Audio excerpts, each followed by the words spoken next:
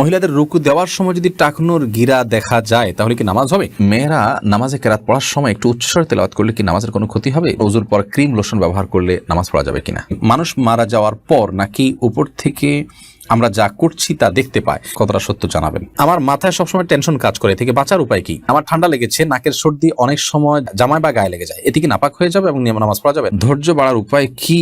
নামাজে সূরার কোনো আয়াত বাদ পড়ে গেলে কি নামাজ ভঙ্গ হয়ে যায়? আমি অনেকবার কোরআন শরীফ খতম করেছি, কিন্তু সিজদার আয়াত পড়ার পর সিজদা দিতে ভুলে গেছি। এখন কিভাবে আগের সিজদাগুলো দিব? ওযু ছাড়া মোবাইলে কোরআন পড়া যাবে কিনা? ফজর, মাগরিব এবং এশার নামাজে সূরা উচ্চস্বরে না পড়লে নামাজ হবে কিনা? আমরা যারা প্যান্ট পরি তাদের অনেকে প্রস্রাব করার সময় প্রস্রাবের শেষ ভাগে বসা থেকে উঠে দাঁড়াতে হয়, না হলে প্যান্ট নাপাক হয়ে যায়। এ সময় দাঁড়ালে কি গুনাহ হবে? নামাজরত অবস্থায় আজান কানে পৌঁছালে নামাজ পড়া যাবে? ওযু করার পর পানি বালতিতে সংরক্ষণ করে পরে টয়লেটে ব্যবহার করলে এটি গুনাহের কাজ হবে কিনা? ফাইজুন নাসা সুমনা আপনি লিখেছেন, হায়েজ অবস্থায় কোরআন তেলাওয়াত শোনা ও জিকির পড়া কি যাবে? জি, কোরআন তেলাওয়াত শুনতে পারেন মাসিক অবস্থায়, কোনো অসুবিধা নেই। আর জিকির আপনি করতে পারেন, তাতেও কোনো অসুবিধা নেই, মাসিক অবস্থায় করা যাবে।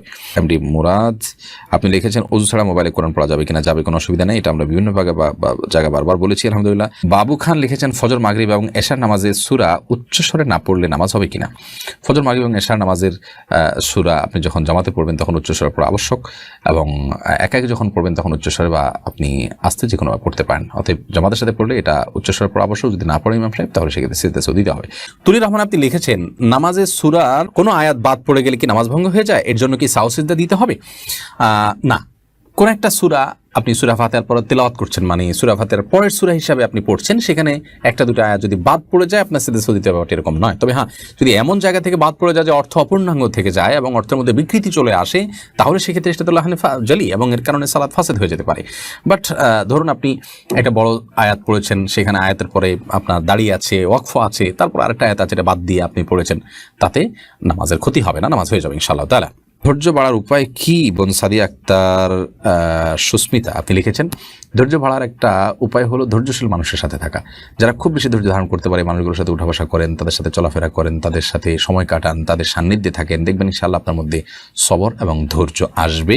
আর শেষে আল্লাহ তাআলার কাছে দোয়া করতে হয় যে আল্লাহ আপনি আমাকে সবর দান করেন, আমি যেন ধৈর্য ধারণ করতে পারি, আমি যেন সবর এখতিয়ার করতে পারি। সেদিন আল্লাহ তাআলার কাছে বেশি থেকে বেশি আপনি দোয়া করবেন। যেমন একটা দোয়া আছে সূরা বাকারার 250 নম্বর আয়াতে আল্লাহ তাআলা বলেছেন, দোয়াটা শিখে দিয়েছেন, রব্বানা আফরিগ আলাইনা সবরা, হে আল্লাহ আপনি আমাদেরকে সবর যেন আমরা করতে পারি সেই তৌফিক আপনি দান করুন। ওয়াসাব্বিত আখতামানা, এবং আমাদের পাকে অটল রাখুন, অবিচল রাখুন। অতএব এই যে আফরিক আলিনা সবরা, এটি আপনি বিশেষ করে আল্লাহর কাছে পড়তে পারেন এবং দোয়া করতে পারেন। তরিকুল ইসলাম লিখেছেন, আমার ঠান্ডা লেগেছে, নাকের সর্দি অনেক সময় জামায় বা গায়ে লেগে যায়, এতে কি নাপাক হয়ে যাবে এবং নামাজ পড়া যাবে? নামাজ পড়া যাবে, এতে নাপাক হবে না, তবে চেষ্টা করেছি অন্য কিছু দিয়ে এটাকে পরিষ্কার করার, লেগে গেলে নাপাক হবে না। সুরাত ইসলাম আপনি লিখেছেন, আমার মাথায় সবসময় টেনশন কাজ করে, থেকে বাঁচার উপায় কি? প্রথমত আপনার এটা যদি মানসিক রোগের পর্যায়ে থাকে তাহলে মানসিক ডাক্তার দেখান। দ্বিতীয়ত হলো আপনি ডিপ্রেশন থেকে বাঁচার জন্য কোরআনে কারিম তেলাওয়াত করতে পারেন, আল্লাহর সাথে একান্তে একটু কথা বলতে পারেন, আর কোনো দক্ষ আলিমের কাছে গিয়ে আপনি একটু কাউন্সেলিং গ্রহণ করতে পারেন, নসিহা গ্রহণ করতে পারেন। ইনশাআল্লাহ আশা করা যায় আল্লাহ আপনাকে হেফাজত করবেন। তারপর একটি দোয়া আছে, বিশেষ করে সেটি আপনি বেশি বেশি পড়বেন। নবী সাল্লাল্লাহু আলাইহি ওয়াসাল্লাম পড়তেন, আল্লাহুম্মা ইন্নী আউযু বিকা মিনাল আজজি ওয়াল কাসাল ওয়াল বুখলি ওয়াল জুবন ওয়া আউযু বিকা আল্লাহুম্মা ইন্নী আউযু বিকা মিনাল হাম্মি ওয়াল হাযান ওয়াল আজজি ওয়াল কাসাল। এর অর্থ হলো যে আল্লাহ আপনার কাছে আমি পেরেশানি এবং টেনশন থেকে মুক্তি চাই। তাহলে আশা করা যায় আপনি দুশ্চিন্তা মুক্ত হতে পারেন। এই দোয়া বিশেষ করে পড়বেন। আর জানা শিরিন ইসলাম আপনি লিখেছেন, নামাজরত অবস্থায় আজান কানে পৌঁছালে নামাজ পড়া যাবে নাকি সে অবস্থায় থেমে গিয়ে আজান শেষ হওয়ার পূরণে পড়তে হবে? কোনো অসুবিধা নেই, আজান চলাকালীন নামাজ অব্যাহত রাখা যাবে। আপনি সালাত শুরু করেছেন, নামাজের মধ্যে আছেন, এর মধ্যে আজান শুরু হয়ে গেছে, আপনার থামার দরকার নেই, আপনি নামাজ কন্টিনিউ করতে থাকবেন, মুয়াজ্জিন তার আজান অব্যাহত রাখবেন। ইউসুফ আহনাফ আপনি লিখেছেন, মানুষ মারা যাওয়ার পর নাকি উপর থেকে আমরা যা করছি তা দেখতে পাই, কতটা সত্য জানাবেন। সরি, কিছু বোধহয় মিস্টেক হয়েছে টাইপের মধ্যে। তো যাই হোক, আমরা যেটুকু বুঝতে পেরেছি, মানুষ মারা যাওয়ার পর তিনি তার আত্মীয় স্বজন যা যা করেন সব দেখতে পান, জানেন, ব্যাপারটা এরকম নয়। আল্লাহ তাআলা তাকে যতটুকু জানান তিনি ততটুকু জানেন। কারণ আল্লাহ তাআলা বলেছেন, ওমা আনতা বিমুসমিইন মান ফিল কুবুর, যিনি কবর, যারা কবরবাসী আছেন, আপনি চাইলে তাদেরকে আপনি যা খুশি যা শোনাতে পারবেন না, বরং আল্লাহ তাআলা যাকে ইচ্ছা তাকে শোনান, যাকে ইচ্ছা তাকে জানান, যতটুকু ইচ্ছা ততটুকু জানান। বিধায় তারা সব কিছু আমাদের অবজার্ভ করতে পারে, ব্যাপারটি এরকম নয়। জে এস সোহেল রানা আপনি জানতে চেয়েছেন, উজু করার পর পানি বালতিতে সংরক্ষণ করে পরে টয়লেটে ব্যবহার করলে এটি গুনাহের কাজ হবে কিনা? না, এর ফলে কোনো গুনাহ হবে না, কারণ টয়লেটে উজুর যে পানিটা ব্যবহৃত পানিটা এটা নাপাক হয়, মানে এটা নাপাক হয় না, আবার এটা অন্যকে পবিত্রও করতে পারে না। বিধায় এটা দিয়ে আমরা টয়লেটে ময়লা পরিষ্কার করার কাজ করতে পারি, টয়লেটের ফ্লোর পরিষ্কার করার কাজ করতে পারি, বা অন্য কোনো কাজ করতে পারি, এতে কোনো অসুবিধা নেই। অজুতে ব্যবহৃত হয়ে গেছে বিধায় পানিটা পবিত্র হয়ে গেছে, এটাকে যেখানে সেখানে ফেলানো যাবে না, ব্যাপারটা সেরকম নয়। ইডি অন্তর এই আইডি থেকে আপনি লিখেছেন, আমরা যারা প্যান্ট পরি তাদের অনেকে প্রস্রাব করার সময় প্রস্রাবের শেষ ভাগে বসা থেকে উঠে দাঁড়াতে হয়, না হলে প্যান্ট নাপাক হয়ে যায়, এ সময় দাঁড়ালে কি গুনাহ হবে? এরকম পোশাক পরাই উচিত নয় যে পোশাক পরে আসলে পেশাব বসে করতে স্বাভাবিকভাবে করতে অসুবিধা হবে, সে পোশাক পরাই আমাদের জন্য উচিত নয়, কারণ দাঁড়িয়ে পেশাব করা আমাদের জন্য যেমন ক্ষতিকর তেমনিভাবে এটি হাদিসের আলোকেও নিষিদ্ধ। নবী সাল্লাল্লাহু আলাইহি ওয়াসাল্লাম এটি করতেন না। একান্ত যদি নিরুপায় হন যে এরকম কোনো পোশাক পরে ফেলেছেন যে এখন বসা অবস্থায় আছেন, আপনি না দাঁড়ালে কাপড় চোপড় নষ্ট হয়ে যাবে, তাহলে তো ভিন্ন কথা, ওজোর আছে, এই ওজোর ভিত্তিতে আপনি এটি করতে পারেন, কিন্তু এরকমটি স্থায়ীভাবে নিয়মিত যেন না হয় সেটি খেয়াল করা উচিত। সাবাস আক্তার আপনি লিখেছেন, আমি অনেকবার কোরআন শরীফ খতম করেছি কিন্তু সিজদার আয়াত পড়ার পর সিজদা দিতে ভুলে গেছি, এখন কিভাবে আগের সিজদাগুলো দিব? এগুলো গুণে যেহেতু শেষ করা সম্ভব না, আল্লাহ তাআলার কাছে মাফ চাইবেন, ইস্তিগফার করবেন এবং এমনিতে আল্লাহ তাআলাকে সিজদা নিবেদন করবেন।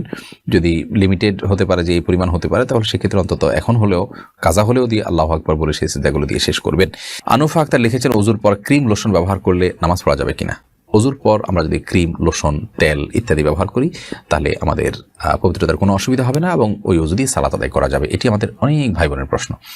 অতএব আপনি সালাতের পর আপনার ত্বকে ক্রিম ব্যবহার করেছেন, এই ক্রিমটা তো আর নাপাক কিছু নেই, এখানে যদি নাপাক কিছু না থাকে তাহলে সেক্ষেত্রে এটি আমাদের ওজু ভঙ্গের কোনো কারণ নয়।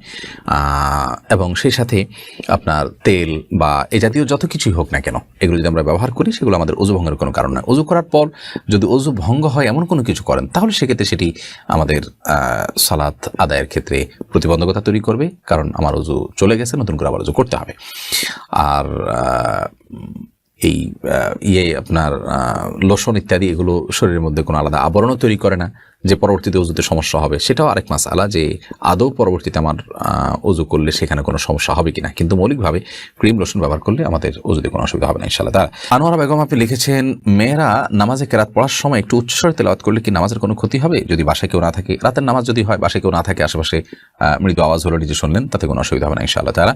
এরপরে রাগিবুর রহমান সাবিত আপনি লিখেছেন, মহিলাদের রুকু দেওয়ার সময় যদি টাকনুর গিরা দেখা যায় তাহলে কি নামাজ হবে?